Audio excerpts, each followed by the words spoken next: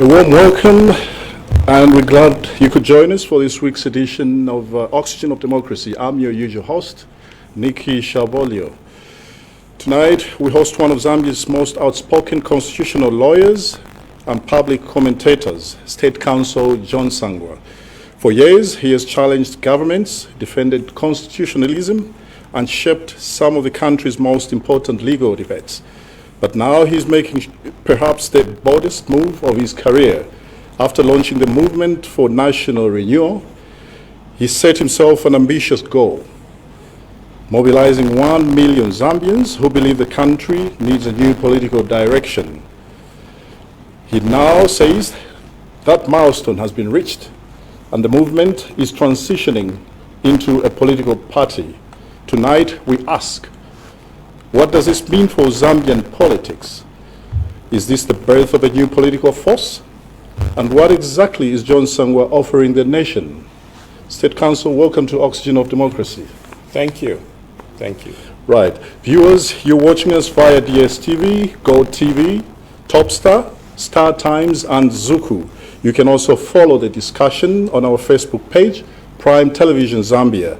This is meant to be an interactive program, as always, and time allowing, we will try to squeeze in some calls through the number on your screen or pick some of your comments and questions posted on our Facebook platform. State Counsel, let's go straight into it. We start by looking at the significance of the 1 million target. Yes. Your movement for national restoration had set a target of reaching 1 million citizens. You recently confirmed that you had achieved that benchmark. That's right. Yeah, you set a very specific target, 1 million supporters. Yes. Why 1 million? Just what is that? What is in that number? What is the symbolic or the strategic significance of that number? Well, it's very simple. We are roughly 20 million people. So 1 million is about 5% of the population. Once you have a new idea, you have to find a way to establish whether people actually buy into your idea. So you have to find a way of testing that. And one way in which we decided to test that is to see whether we would get 1 million people that would support what we were advocating for. And the objective was very simple. Once we reach that, then we know that we have a base on the basis of which we could move forward. And if for some reason we had failed to reach that goal, then it would have meant that people did not buy our message. Right. And fortunately, on the 3rd of March, we were able to meet that particular target. Right. And that was a test for us as a movement for national renewal, because we couldn't just be arrogant to believe that people actually believe in our message. We wanted to test that message, and fortunately we did test that. And it was quite an exciting period because we had to put a counter there, and people were seeing how the numbers were rising, and the whole process was transparent, and people were watching, and some people, surprisingly, some people even plotted a graph to indicate when we are going to reach the 1 million mark. The 1 million mark. Yeah, but I mean, I don't know why people are still asking, how the verification was done or could be done, to show really that you reached this 1 million. If you're saying there was a counter. There was a public counter, yes. Yes. Yeah, so probably it's only people that have access to social media that saw that, and there's still a big majority, a crowd out there that are still doubting that you reached that 1 million. Well, the test was basically for us, for ourselves, as a movement. Right. And that target was reached in a very transparent manner. And those who are following, again, in a democracy, you have a choice to choose what you want to listen to, what you want to watch, and what you don't want to watch. So in this case, the whole process was made active on our website, and those that were interested were following on our website. It's not like it was some secret arrangement. No, it wasn't. It was something that was, it was transparent, posted on our website. Okay. And in fact, the reason we actually had to put the count on the website was for purposes of transparency. Because in December, when we didn't reach the mark, one of my friends said, you know what, you have another option. You could actually go to the country and say you have reached 1 million. And I said, well, yet you had not reached it. When we had not reached, then I said, well, then I'll only be lying to myself. Right. And that is why in December, for example, we had set 31st December to reach that figure. We didn't. And there were reasons why we didn't reach that figure, and we decided to extend it up to 28th of February, and on the 3rd of March, we were able to reach that target. Right, okay, so it was basically meant to test your national appeal as well as a mobilization exercise. That's right. Right. So when you missed the December deadline, yes, did that not worry you? How did you take it? No, it was a period of evaluation. First of all, it's never been done before. So the whole exercise was based on certain presumptions. Right. And we believe for some reason we were quite sure that Zambians were quite savvy in terms of technology and so forth. But to our shock, we realized that people know Facebook, but they don't know how to surf the internet, okay, which was quite a shock to me, because I'm more of an internet person. And I assumed that everybody else was familiar. Was like you. That's right. So then we had to make adjustments to the whole process. And not only that, the system was tailor-made for the occasion. So it had a bit of challenges, which we are smoothing out. And then we had to ask ourselves by the 31st of December to say, have we done enough? Right. The numbers that we have received, I think the numbers we received were less than 10% from the target. We said, okay, fine. Can we take the 10% as a reflection of people's response? Can we conclude that we have done enough to be able to accept this as the numbers we had achieved then as a true indicator of the popularity of the ideas we were sharing? The conclusion was that no, we hadn't done enough, and that is why we announced to say we are going to give this exercise one last extension. By 28th of February, if we didn't reach that, there was not going to be any extension. Yeah. That is how we extended the period. Yeah, so my question there would be, you know, what will you have done if you had failed to reach this 1 million target? What were you going to do next? Two things. We would have made a decision to say, is this a reflection of the people? Because you have a message you're sharing. Now, in a democracy, you have your message. It's not automatic that people will buy your message. And if people don't buy your message, you have to accept that they don't like your ideas. And what do? You walk away. That's the end of the exercise. Because you can't force people to buy what they don't want to buy. You can't force people to accept your message. And you cannot manufacture popularity. So in a democracy, you have to accept that there is a possibility you can succeed. There is also a possibility that you may not succeed. Right. If for some reason, we're now speaking hypothetically, assuming by end of March, end of, say, February, we were less than, say, 50% of the target, would have simply walked away, would have said, well, this particular idea is not sellable. The people have rejected it, and would have walked away. That would have been the end of the exercise. That would have been the end of MNR. That would have been the end of MNR, yes. Right, okay, yeah. Good. It's very simple. It's very simple. You can't manufacture popularity, and you can't beat people until they accept your ideas. You were just going to simply walk away and go back to law practice? Or? Yes, okay. Because you see, because I do admire the other colleagues who come up and work up and form a political party, and so I admire them. But I don't have that level of confidence. But also this very idea was born out of our own political experience. Okay, if you go back after independence, all what we have had is that somebody wakes up one morning, I'm forming a political party. We started with, I think, 1968, Nalumino Mundia formed the first political party after independence in 1964. It was a breakaway from UNIP. Then what happened was proscribed. Then Kapwepo formed in the 1970s. He formed this political party, and that political party was buried. But we have seen more political parties created after 1991.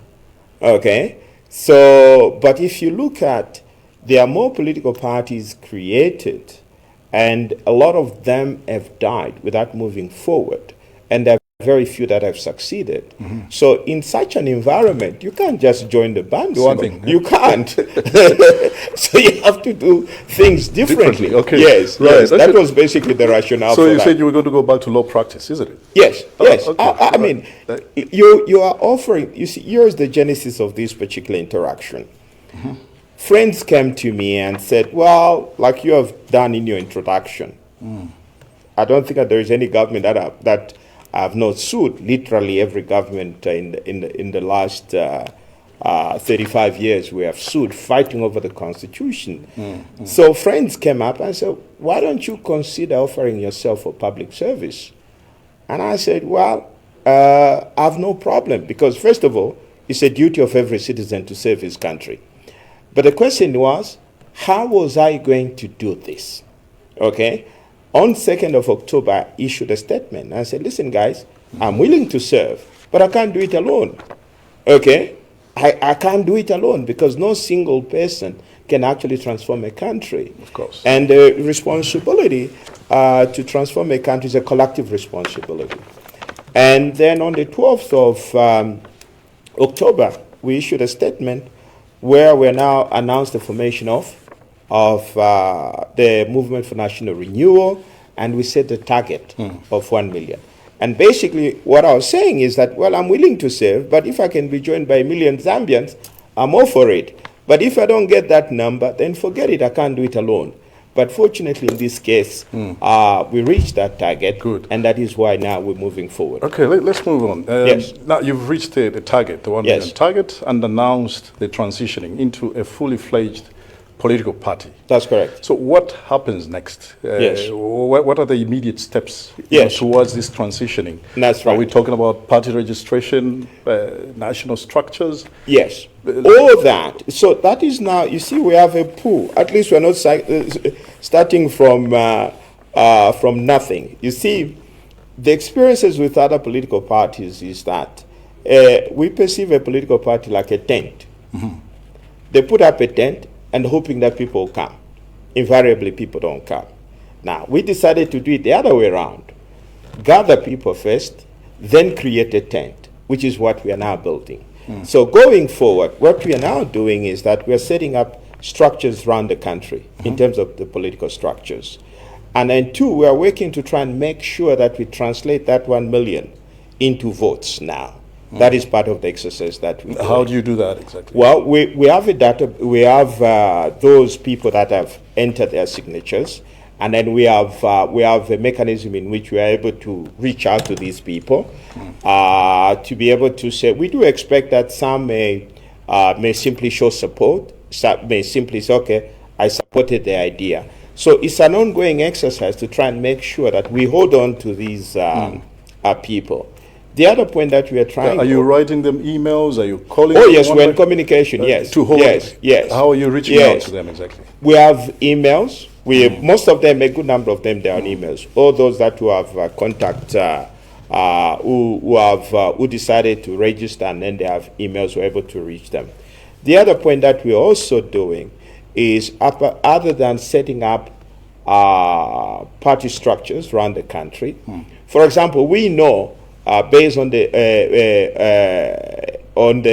data we have, for example, we know areas where we are weak. We know areas where we already have a sizable following. Okay, and this is based on the information that we have. The other point that we're doing also is that from that pool of 1 million, we are trying to cultivate people that will be candidates for the local government election and people that will be candidates for the parliamentary election out of that pool. From the 1 million? From the 1 million. But in addition to that, we're also mindful of the fact that there were people who were on the fence. Okay, they're equally welcome to be able to, to join and be able to participate. What we're also working on is the fact that we are emphasizing this particular aspect. That adoption to stand either for local government election or parliamentary election is not a right. Okay? What we are trying to do is that whoever comes forward will be subjected to a constitutional literacy assessment. Okay? So that's at all levels? At all levels, because they need to understand the Constitution. Right. Okay? Because what has happened is that we also have to learn from history. You know, we don't just, what we've been doing is that we just pick up people. Now, the Constitution is the foundation of our local government system. It is the foundation of our national system. And therefore, it becomes imperative to test the people that they indeed have an understanding of the Constitution. So you'll be assessed. The assessment will be online. All the literature has been prepared. We'll be able to upload it on our website. And those that have already registered are part of the movement will be at liberty once they have studied the material. They can go and... Yeah, but State Council, talking about the Constitution, it's quite a very, complicated document to understand. Yes. I think even legal minds, struggle to interpret certain... Are you not segregating? You are talking of a person from Kaputa who wants to stand as a councillor, has to interpret what the Constitution or clauses of the Constitution mean? Yes, unfortunately, local government is based on the Constitution. You need to understand it. How are you going to run a council if you don't understand the Constitution? To what extent, is that understanding? Here's the point. We are not trying to make lawyers out of these candidates. No. In fact, the Constitution itself says it is the duty of every citizen to aspire to acquire a reasonable understanding. Reasonable. Okay, it's a constitutional obligation. You have to have a reasonable understanding. It's not me imposing that. It's the Constitution. Okay? Each and every Zambian has to have a reasonable understanding of the Constitution. And there is a reasoning for that. Government is an interaction between those chosen to lead and those citizens that are being led. Okay? There has to be that constant interaction. Now, if people don't understand the Constitution, how are they going to hold the people that have elected accountable? It's the nature of our system. Now, you are saying it's a complex document. Yes. What we have done, we have simplified these materials. You've already done that. We have already done that in a very simplified format. And even the test, the assessment itself is a very simplified test. Do you have just a basic understanding? So are those documents accessible? Yes, they'll be online before the end of the week. I see. They'll be online before the end of the week. And those that are interested would go for assessment. Because that's important. How much time have you allocated to this exercise? We are hoping that before the end of March, this exercise will have been completed. Right. And by the way, this particular assessment is also open to candidates from all the other political parties. They're perfectly at liberty to get assessed. Okay? Because it's a constitutional obligation. Now, here is the reason why it is important to get every candidate assessed. When you get elected as a councillor, for example, you're not just a councillor for those people that elected you. You're a councillor for everybody in the ward. And within that ward, there are members of different political parties. So you're there to serve all of them. Even when you're a member of parliament, you're elected by people in that constituency. So even those who did not vote for you, you still need to serve them. Therefore, it becomes imperative to be able to elect somebody that understands his functions as a member of parliament and as a councillor. Good. Okay, last week you announced that there's an interim national coordinating structure that has been put together to I think oversee organization, regulatory compliance, and other things related to the running of your organization. Yes. Could you just kindly outline, for the viewers, how the structure is? If a few names and positions that. Yes, what we have leadership at a national level, which we are constituting. We have leadership at a provincial level, which we are also constituting. We have leadership at the district and ward level, which we are constituting.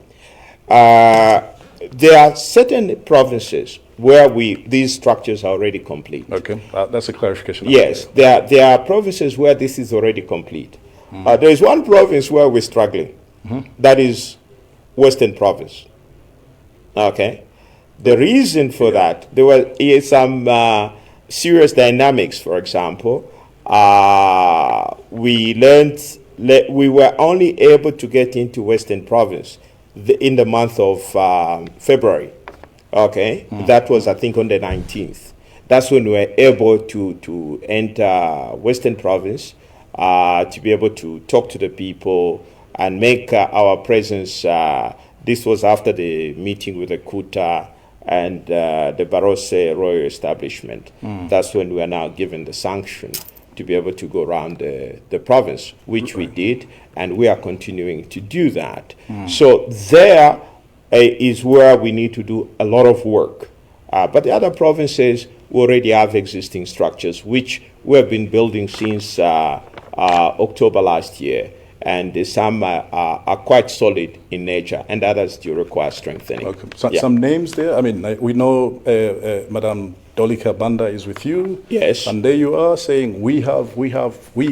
Yes. Who else is with you? Oh, there's several other people. Some names, please. You wouldn't even know them. Yeah, you do not. These are completely new faces. Right. By the way. Is that deliberate? Pardon? Is that deliberate to have completely new faces? It is. Okay. It is, yeah, it is. Because we're talking about renewal. Right. Yeah. Okay. When you're talking about renewal, you can't continue to do the same thing.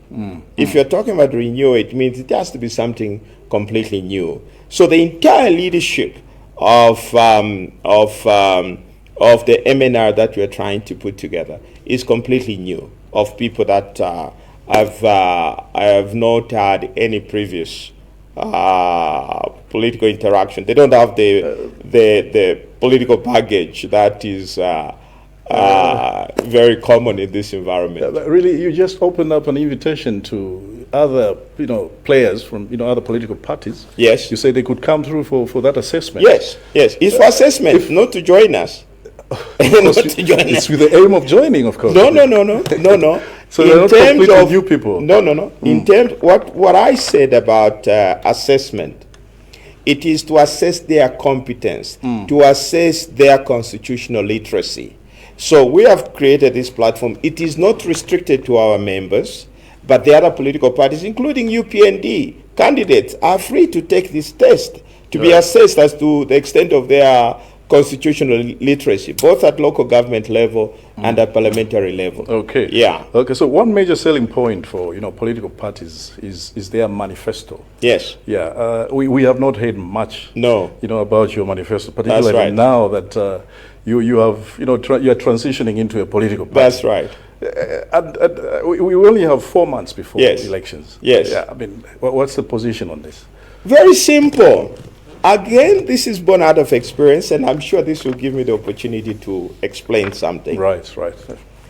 Historically, even if you go back to independence, and especially after 1991, a few characters will sit in a boardroom and bash out a manifesto, where they'll promise this, they'll promise that, they'll promise that. But in reality, historically, this doesn't work. Okay? The moment people get elected, they throw away the manifesto. Now, we have decided to do things differently. Now, first of all, these manifestos are based on assumptions. Okay? Now, we have decided to do things differently. One of the things that we have realized is that Zambia is not homogeneous. Okay? We have 10 provinces. And each province has its own challenges. Right. Okay? So what we are saying is, no, we will not produce a generic manifesto. We would like to hear from people from various provinces. What are the challenges they face? What is it that they would like us to do together? It is not about us telling them what we'll do for them. It is what we will do together. Okay? Now, I spent all my life in Lusaka. But when I went to Western Province, it was my first time to go to Western Province. right? Okay. Now, I had absolutely no clue about the challenges that people of Western Province face. And I had no reason to know, because I've had absolutely no reason as a lawyer, in my life as a lawyer, to go to Western Province. And one of the things I realized when I went there, and given that background, if I may retract, given that background, it would be arrogant of me to assume I know the challenges that people of Western Province face. Okay? I do not know, because I've not lived there. I have not spent a day in their lives. So how can I then begin to prescribe solutions for their challenges? Right. So what we are now asking them, by the way, I went to the Kuta, I was asked the same question, and they said, what are you promising us? I said, I'm not promising you anything. I'd like to hear from you. What are the challenges that you face? Now, the people of Western Province understand their challenges. They understand their problems, and they know the solutions to their problems. Okay? So, the word we're talking about in terms of our manifesto is to take up the information they'll give us and then be able to craft what we will do for the people. What we will do, not us alone, us together with the people of Western Province. So we're talking about formulating what we are calling a people's manifesto. The people have to tell us. We're trying to do things differently. In the last set, it is somebody from Lusaka telling people from Western Province what they will do. We are now saying, no. Can you tell us what you'd like us to do together? Yeah. Okay. That is the rationale. I'll tell you one thing. When we were Western Province, something quite interesting happened. I was speaking to one of the guys there, and I said, listen, tell me, what do you think is the most important thing that you think will transform Western Province? And the answer that came was very surprising. I would never have thought about it. You know what he said? If we can develop the cattle industry in Western Province will be transformed. That's what I was told. Okay? Right. Now, I would never have known that. So they have a challenge, and they know the solutions. So the idea now, what we are talking about in terms of people's manifesto, is now to be able to listen to people. I mean, we have heard statements like saying, oh, we are going to reserve so much millions for the youth. Now, that's a very generic statement. One, first of all, have you spoken to the youth? You haven't spoken to them. Okay? Have you even heard what the youth actually want? You haven't. Now, when you talk about youth, it's not a global thing. Now, you have youth in rural areas, and you have youth in urban areas. So their needs and challenges are different. Right. Those are the issues that we're talking about. It looks like you have a lot of work to do. You're going to do that to all the 10 Oh, that has already started.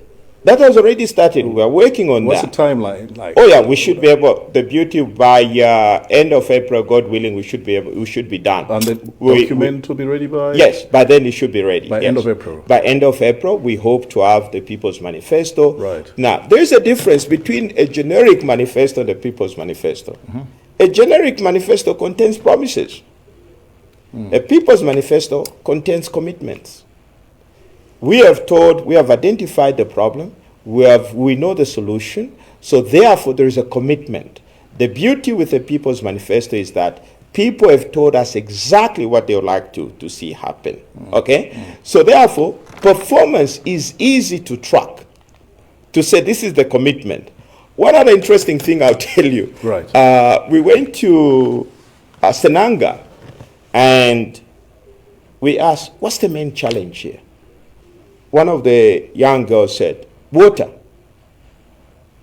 Now, we couldn't understand. How can water be a problem? 100 meters away, there is the Zambezi River flowing there.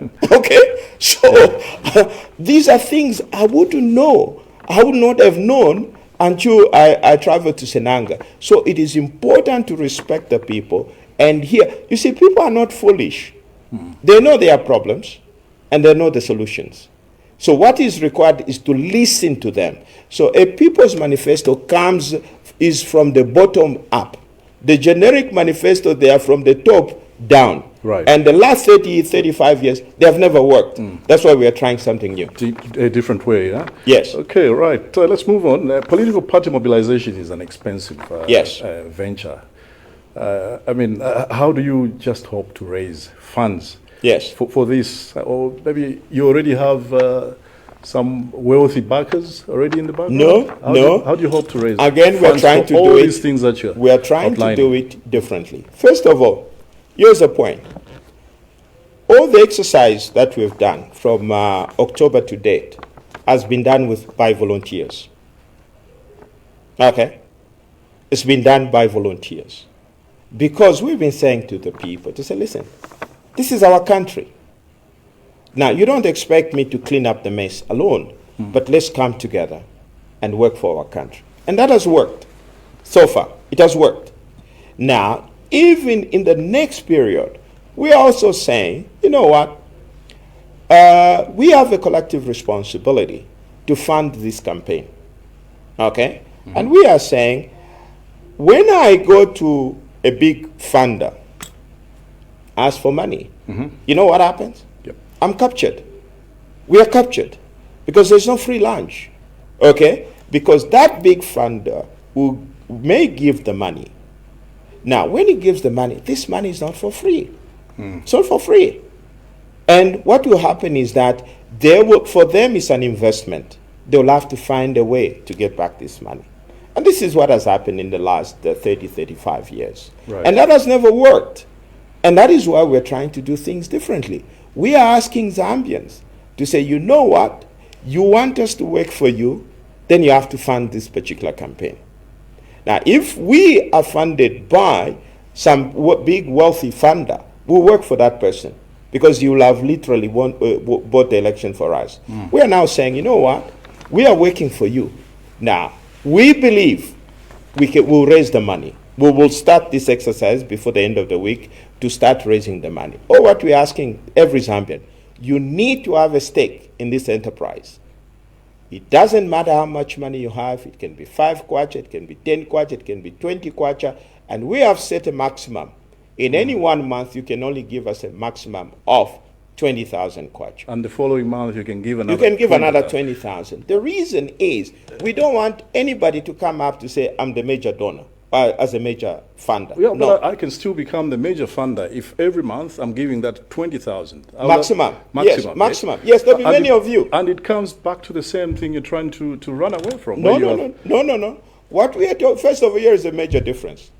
That money will be paid into the bank, by the way.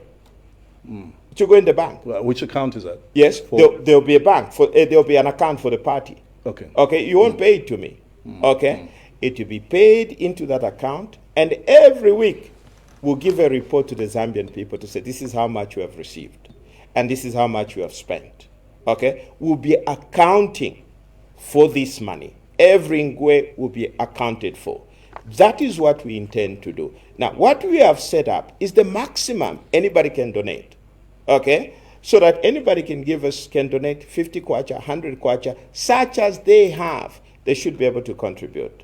And that limit is very important because we don't want to be owned or to be captured by any one individual. That is how this particular exercise is going to be I'll funded. still capture you if I'm consistently giving you 20,000, and by You won't be the only one. We believe there'll be maybe over 1,000 people.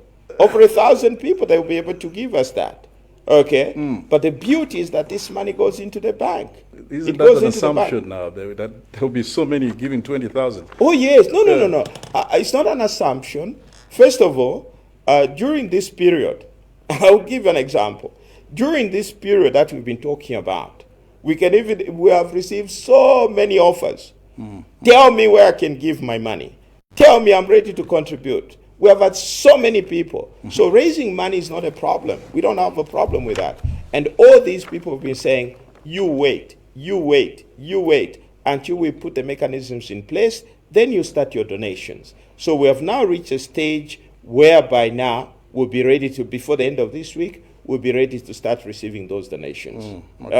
So the confidence comes from the representations we have received. By the way, what we're talking about is the maximum we have set. We have received offers, people that have been offering to say, oh, I can even put in 50,000. Others have said, I can put in 100,000. Plenty. Now, one of the most important things that we need to accept is this. A democracy funded by Zambians is owned by Zambians. It's as simple as that. A democracy funded by foreign interest is owned by the foreign interest. It will serve their foreign interest. Okay? So we have to begin. You see, transformation of a country starts with Zambians believing in themselves. Right. I'll give you an example. We have 1 million supporters. Hypothetically, if each Zambian, each one of those 1 million people gave us, say, 200 kwacha, that's already 200 million. That's already 200 million. Individually, we may not be strong, but together, we're talking about numbers. We'll be able to raise the money that is required. And when democracy is funded by Zambians, it will serve the Zambians, not Right. foreign interest, not corporate interest. This is another way of doing things differently. Okay, yes. right, okay. Yeah, we can't go on doing the same things and expecting that the outcome will be different. Right, okay. You've outlined how, what you're doing, preparations towards 2026 August Yes. 13 elections. That's right. Now, along the way, would you consider working with other political parties, joining an alliance, including the ruling party? I'm laughing because I've been asked that question several times. Right. First of all, we're in an alliance with 1 million Zambians, okay, as a movement for national renewal. Those 1 million Zambians, those are the people we are working with. Now, we're also realistic, right? I cannot outrightly say, well, we can't do it. As and when that offer comes, we examine it. We'll look at it. Because for us, the overriding consideration is what is in the interest of the country.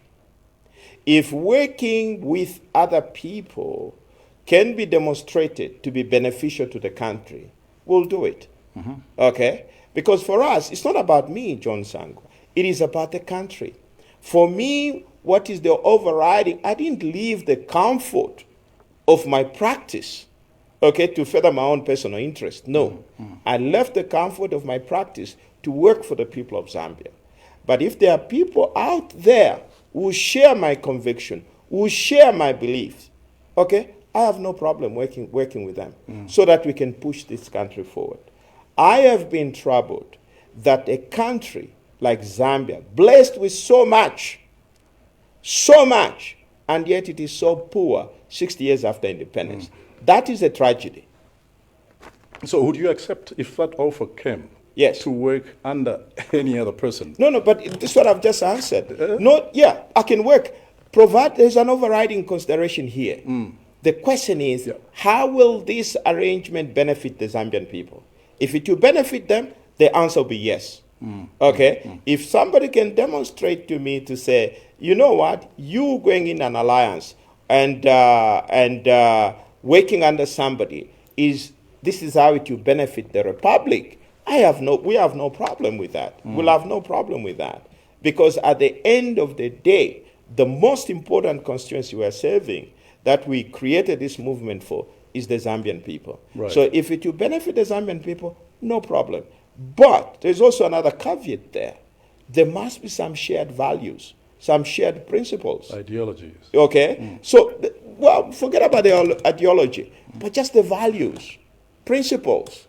Okay? So, that is very important for us and for me personally. Okay?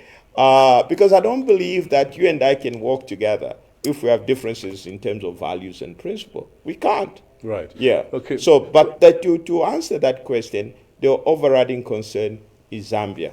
Zambia, for me, the country comes first. If we can find other people that will put the country first, we have no problem working with them. Yeah, you sound confident going it alone. Eh? I would want to find... You want to say something? Yes. No. It's not about you set out. We are not alone. Okay, half a million. I'm working together with a million Zambians. Not as John Sangwa, I mean, That's of right. course, as the party, going into the election alone. That's where I wanted to find out what your confidence levels are like. I mean, for you to meaningfully challenge, the incumbent president, How are your levels like? You sound very confident, are you not?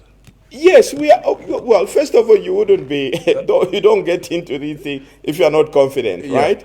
So we are doing some work, Maybe right? a rider to that, Yes. would be, I think President Kalaba was recently quoted as, expressing worry over, there's been some opinion polls that have been thrown around, with some numbers there, and he's worried, when he looks at those numbers, he says, guys, come on, I don't think we can successfully wrestle power from the people that are there with these numbers showing like that. You see, do you share his views? No, I don't, for a number of reasons. Right. First of all, opinion polls, it depends upon who conducted opinion polls. You have a problem.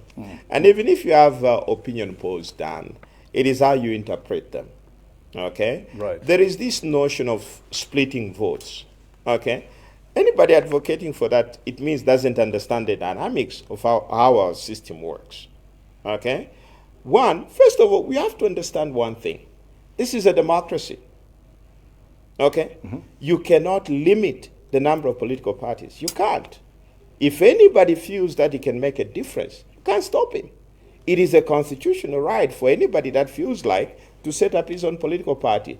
You can't stop them. And split the votes. No, that is a wrong concept. There's nothing like splitting the vote. Right. How? There's no such a notion. It's a wrong notion. Okay? Remember, the voters have a final say. And you see, I don't know why people are so worried about this idea of splitting votes and so forth, because the voters are smart. It's the politicians possibly who are not who have a problem. But I have no doubt in my mind that the voters are smart. Let me give you an example. In 2021, we had how many political parties? Well, around almost 16. Yeah, 16. 15, 16. Right. Right? What was the outcome? The election ended up being between two political parties. So voters are smart. They might look at you, for example, they say, well, a vote to Mr. To Nicky. Nick would be where's Nick going? They might say, this is a spoiled vote. They may choose not to give it to you. Voters are smart. In all my life, one of the greatest things that I have, I may not have faith in the institutions, but I have faith in the Zambian people. When it mattered, Zambian people have always delivered. So it's not something to worry about. First of all, we are still a couple of months away from the period of 1 or 2 months before nominations are filed. So first of all, we don't even know who's going to qualify to file the nominations. Okay? So even if they do, that period is people do file, there's still a number of factors to look into. The voters are smart. They'll make the right decision. That is the nature of democracy. You have the right to offer yourself for election, but you don't have a right to a vote. You don't. Being voted to is not a right, it's a privilege. Okay? So at the end of the day, the voters will make a determination. This is the least of my worries. Let me just clarify on this notion of voting, of splitting votes, right? We have two kinds of voting systems. At local government level and parliamentary level, the system we have is that the winning candidate is identified as the one that has the highest number of votes. It is first past the post. Right. Okay? So it is expected. There's no splitting of votes there, right? At the presidential level, the system is also different. The winning candidate must get 50 plus 1, right? And if you don't get the 50 plus 1, the Constitution has an answer to that. If nobody gets 50 plus 1, you go for a runoff, and the runoff will be between the two top candidates. Yes. So I don't know why people are spreading this notion to say there'll be splitting of votes, what and what. No, you are getting the impression like voters vote en masse. We don't vote en masse, and that's why the vote is secret. I don't know how you're going to vote. You don't know how I'm going to vote. So how can you say that we have split the votes? It's the choice. If there are more candidates standing, instead of this block of votes going to one particular probably opposition political party, it is now spread across because but you're assuming that the voters are not smart. Well, you're assuming that the voters will be so reckless as to do exactly that. Okay, because the voters are quite smart. They'll be able to say who is a viable candidate and who is not a viable candidate. Okay, they'll be able to make that determination. But in any case, that's the nature of a democracy. You cannot say we have a multi-party system of government, which is democratic in nature, and at the end of the day, you want to restrict the number of candidates. You can't. You can't. Right. Yeah, that in itself speaks of undemocratic practice. But I can assure you that is the least of the worries that Zambia should have. At the end of the day, nominations will be filed, and then people will know who the candidates will be, and based on that, they'll be able to make their own decision. Okay, we'll leave it at that. Thank you. Yeah, let's look at you as a person. I Yes. mean, politician, or is it lawyer now? Yes. Or rather, the other way around. Yeah, for decades you have criticized politicians. You were on the outside. Yes. Now you are stepping into the arena yourself. Yeah. I just want to find out what convinced you that Zambia's problems cannot be, resolved or solved through the courts where you were before, but through politics. It's very simple. I'm a very privileged person, in the sense that I've been following when I was admitted to the bar. This was at the height of huge excitement. This was 1990. We are making a transition from one-party state to a multi-party system of government. It was a period of great excitement. We knew that we were going to consolidate our democracy. The end of one-party rule was going to usher in a democratic system of government, and we are going to see improvement in our economic well-being and everything else. But what we have seen in the last 30 years, 35 years, those expectations have not been realized. Okay. Yeah. What we have seen in the last 30 years is not consolidation of democracy, but regression of democracy. There's been a decline in terms of our democratic. We have not consolidated our democracy. Our democracy has actually weakened. All the institutions of government have all been weakened. In fact, all institutions of government are far weaker today than they were in 1991.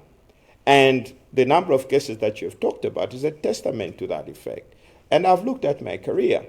I've been an activist. We set up the Legal Resources Foundation, where we carried out civic education. I've done a lot of this public interest litigation. You look at it, what is the outcome? And I spent years at the university teaching. Okay, that too was my contribution towards the consolidation of democracy in this country. Then you sit back to say, what have we achieved?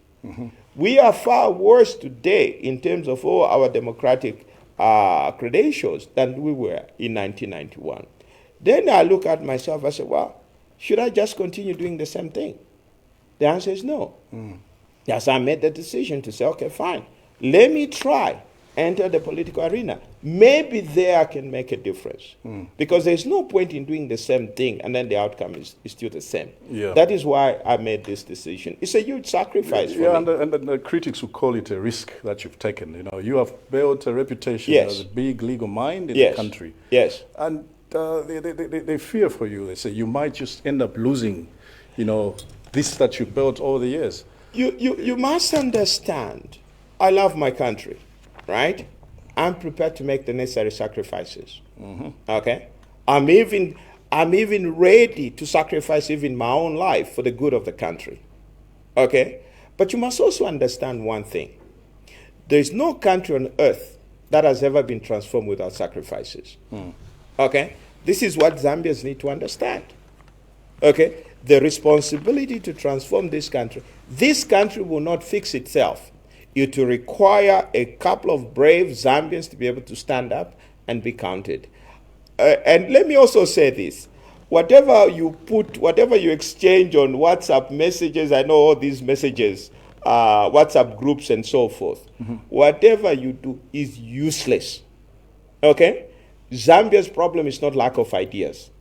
It is failure to implement those ideas. Zambia is not looking for people to be on WhatsApp and do all these kind of Facebook. And what Zambia needs requires its best minds to step into the political arena. That is what will change Zambia. Now, I couldn't ask of other people. That is my conclusion. And I decided to say, okay, fine, I can't ask of other people. Let me be the first one to make the sacrifice.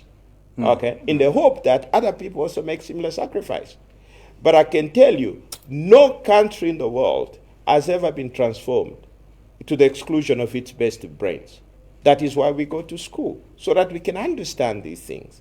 So what is required for Zambians, I'm challenging all those privileged people that have been to school, okay, that have been educated by this government to be able to step forward and join the political arena, okay, instead of just being armchair critics. Right. That was the conclusion that I reached, to say that is the only way we're going to transform the country. Yeah. Now, State Council, the same critics who would say, you sound brilliant in theory, you know? But running a country is very different from criticizing one. So what evidence do Zambians have, that John Sangwa, can actually govern? Well, you have my track record, right? What I've stood for the last 35 years. Somebody else, I'll tell you one thing. One of the friends in the diaspora asked me to say, the same thing that you're telling me. You sound very brilliant and everything else, but what guarantee is there that if we support you, you won't betray us? And I said, it's very simple. You have to look at my character, everything that I've stood for. If the way I've lived my life cannot convince you or cannot give you comfort, then there are no words that I can give you that will give you comfort. My track record should be able to speak for itself. But if it doesn't give you comfort, then there are no words that I can say that will give you comfort. But the point is this: my whole life has been in the service of this country. It's been about the service to this country. But if that doesn't give anybody comfort, there are no words because short of telling lies, there are no words that I can think of. But the point still remains that I have no illusion that I have a magic wand to address all the challenges in this country. Okay, right. And that is why I believe that the responsibility to transform this country is a collective responsibility. Each and every one of us will have to get involved. There is no single person that can actually transform this country. And that was the rationale behind raising that 1 million people. And they further go on to say, you sort of appeal more to the intellectuals, How do you win the confidence of the ordinary Zambian, the bus driver, the marketeer? Yeah, but that characterization is something that I differ with. We assume that all these people are dull, okay, that they have no capacity to understand. We have created this division, which I don't agree with, whereby the so-called elite and non-elite. And I think it is a fair way to characterize the people of this country. Yes, the point is this: there are people that are educated, that are knowledgeable, that are experienced. I acknowledge that. There are people that know me, right?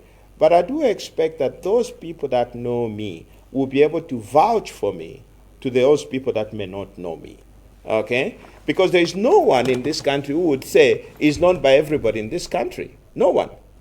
Okay, so but what we have to understand is that this is a collective responsibility, including the people in the villages and everybody else. We'll have to join hands and be able to transform this country. It's not the responsibility of the elite. Right, my director is just indicating to me time is really flying. We have a lot of issues that we would have loved to cover. Let's quickly move to another issue. And thank you. I just hope we quickly yes. give us your views here. On the delimitation exercise by the ECZ. Yeah. Some commentators and political players have protested about the Electoral Commission's manner of doing this. You know, some have described the consultations or consultation process as something that was predetermined, and have even questioned whether public engagement was meaningful enough. Others have even gone further to recommend that the voter registration be reopened and extended to accommodate the adjustments from the new constituency structure. I don't know, do you share in those views? I'm already on record. Right. First of all, I oppose the increase in the number of constituencies. That was something that I don't agree with, because when you do that, that is increasing the expense. You're going to tax the taxpayers even more to meet those obligations. Okay? I oppose that. The other second reason I opposed it was the timing. Now, normally the process of delimitation... Timing for? Timing. Timing. For the timing in initiating the process of delimitation. Now, normally this particular process should have started possibly years before the election. Now, it has been started just a few months before the election. But we made our views known. Those views were ignored, okay? And for some reason, these guys thought they're perhaps more intelligent than all of us. And we're just watching. But you can see the chaos that has been created. Perhaps this is going to be the most chaotic election we've ever seen. What do you foresee coming out of this? It's just chaos. Yeah, because here is the point. Right. Once the delimitation exercise is over, the ECZ will be expected to gazette the new constituencies, right? Once they have gazetted, people will now know where the new constituencies now exist. Now, it's not a fait accompli. What it will mean that anybody that is not happy with the creation of the constituencies where they have now been the new constituencies, he has the right to go to the Constitutional Court and challenge those decisions. Okay? So it is possible the Constitutional Court may overrule that. Okay? So this is something that is still open to challenge. Now, what you have, not in such an environment where we are pressed for time, because first of all, you can't change the election date. The election date is in the Constitution. It's in the Constitution. You can't change it. So for me, I don't agree with the entire process. And first of all, there is absolutely no justification for further for the delimitation exercise. What we should have done was to maintain the 156 seats and just adjust the boundaries. That's all. There was absolutely no need to create new constituencies. Isn't this in the Constitution that after 10 years we are required to do that? Yes, you can, but not to increase the number of seats. There's a difference. Right. Yeah. So when you are increasing the number of seats, you are creating new constituencies. But you could still maintain the boundaries. You see? You change the boundaries. The boundaries, yes. Right. For example, you can still have two constituencies, for example, which are just adjacent. Next to each other. So you could find that, first of all, there's also this misconception. I've talked about it before. Delimitation is about ensuring that all the constituencies have equal number of electorates, number of citizens. Okay, that's what it is. It has nothing to do with the size of the constituency. It has everything to do with the representation of the people, meaning that every member of parliament must be able to. Let me give you an example. Let's assume we have 200.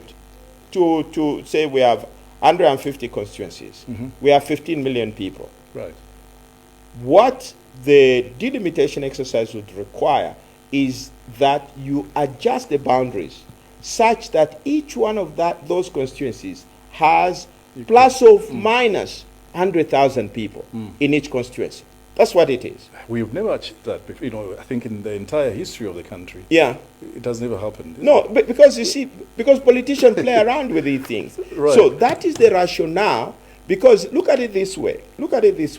I think Feira, if I'm not wrong, has something like 35,000. You have Kanyama, 500,000. 500,000 people.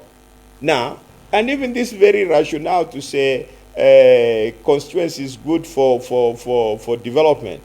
So you give Feira 40 million, which are 35 or 40,000 people, and you give Kanyama or the same amount, which has 500,000. It doesn't make sense. But it did not require creating new constituencies. It just required basically adjusting the boundaries. It is about the boundaries so that each member of parliament has plus or minus the. There's no point, for example, there's no justification why a member of parliament for Fera should have 35,000 and for Kanyama to have 500,000. What's the justification? Okay. Yeah. Yeah. In the interest of time, let's Yes. move on to this other, issue here that has hit the headlines. I think, Yes. in the recent past. It's the electoral process amendment bill. Yes. I think it proposes to revise the voting procedure by removing the use of the official mark. Should be the stamp, I think. I suppose that is a ballot on the ballot. That's paper. right, yes. Yeah. What is your view on this? There's always a saying, why would you change something that is not broken? Okay? This is what the system has been all about. You have to understand what is the rationale of that stamp. Okay? The rationale for the stamp is so that you can verify that this particular document is the official document because it bears the stamp. Now, why would you remove it? What is it that you'd like to cure? Okay? I haven't heard any logical explanation for that. Okay? So these are problems that we are creating, which we should not be creating.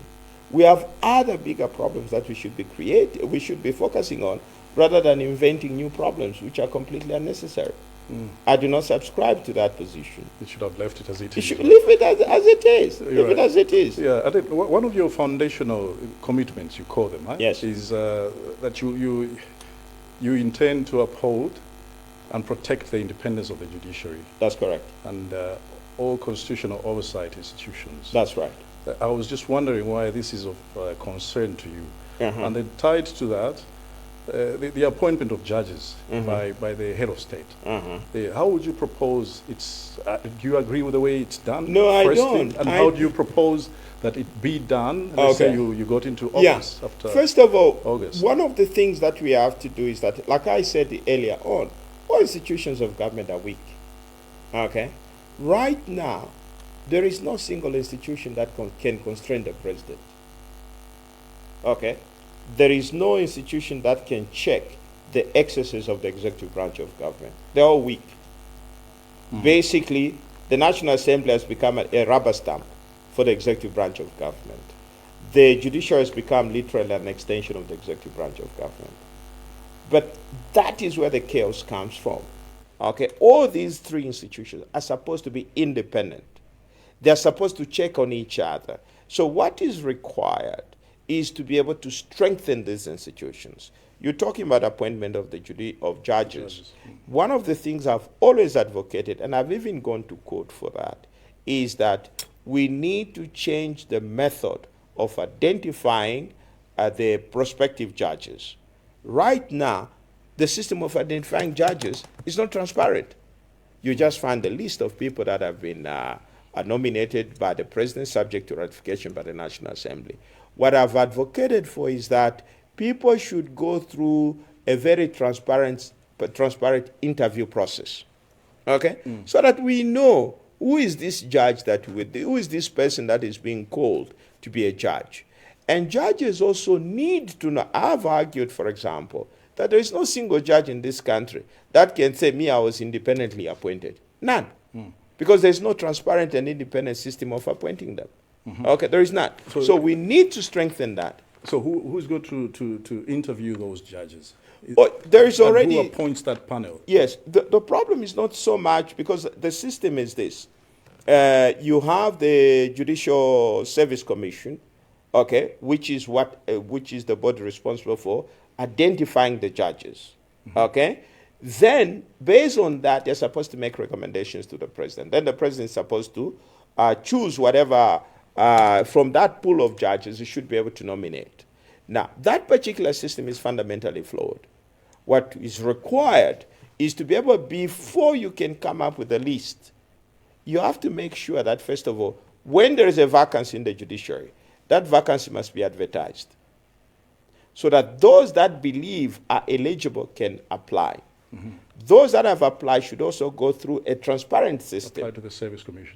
Yes, and they should be tested so that we know even the score that each one of them has actually scored. Right. Yes, but now the whole thing is just like induction into some secret society. Nobody knows how these people are identified, and that undermines the independence of the judiciary. Right. So what is required is a transparent system to be able. It's not so much about whether the president nominates them or otherwise, but the biggest fundamental flaw is the system of identification of these particular individuals. As we start to wind up, recently, Attorney General Kabesha announced that the UPND government will prioritize an overhaul of the Constitution after August. That I believe that's after the elections. What would be your comment on that? That statement is very unfortunate coming from the Attorney General for several reasons. First of all, the decision to amend is basically a political decision. Now, the Attorney General is not a politician. He's simply an advisor to the government. So he's not even qualified to speak on such matters. That is one. Secondly, that statement is based on the assumption that the current government will actually be re-elected. Okay? You also, it's like saying this election is a sham. It's already been won. Okay? And thirdly, you have to understand the mandate of any political party is 5 years. You can only plan within that term. Okay? So the statement in itself is unfortunate. And then most importantly, the decision to amend or repeal the Constitution is a people's decision. It cannot be made by a political party. That is something that the people themselves ought to decide on. I've lost count, but the other point to note is the fact that what is the wrong that he intends to correct? There is this idea that, the Constitution is hindering development. There is no evidence that the Constitution has hindered the development of this country. In fact, the evidence is that the development of this country is being hindered by the fact that we have absolutely no respect for the Constitution.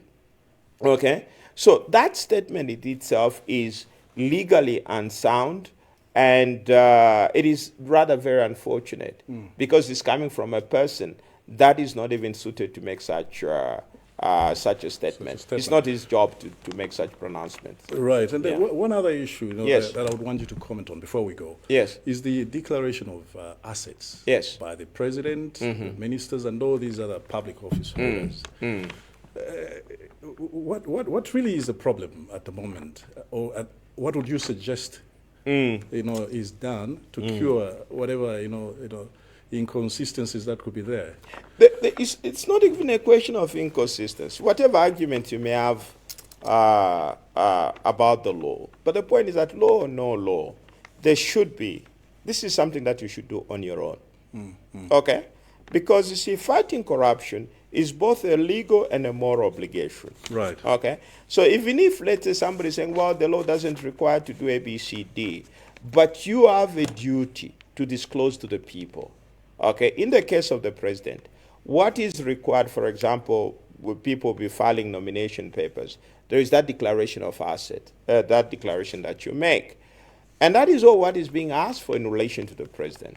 Now, that in itself is supposed to be a public document, which is made publicly available once nomination papers are filed. Right.